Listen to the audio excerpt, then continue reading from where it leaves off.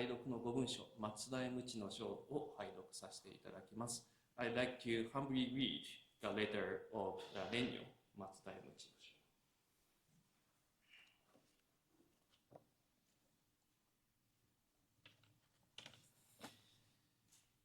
松大無知の在家始終の男女たらん友柄は、心を一つにして阿弥陀仏と深く頼み参らせて、さらに世の方へ心も振らず、一心一行にぶったすけたまえと申さん主上は、たとえ在後は人獣なりとも必ず皆如来は救いましますべ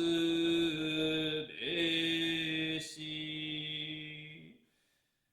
これすなわち第18の念仏往生の誓願の心なり、格のごとく欠如しての上には寝ても覚めても命のあらん限りは称名念仏すべきものなにあなかしこあなかしこ Chapter on the ignorant beings of the final age. In this final age of extreme uncertainty, all unenlightened men and women who single-mindedly and devotedly rely on Amida Buddha's 18th vow, no matter how heavy the weight of their evil karma may be, will be assured of deliverance through Amida Buddha. This is the meaning of the 18th vow, which assures spiritual rebirth through the Nembutsu. Once we are convinced of this firmly, we should continuously recite Namo Amida Butsu for the rest of our lives. With reverence, I remain. Namo Amida Butsu. Namo Amida Butsu. Namo Amida Butsu. Namo Amida Butsu. Namo Amida Butsu. Namo Amida Butsu.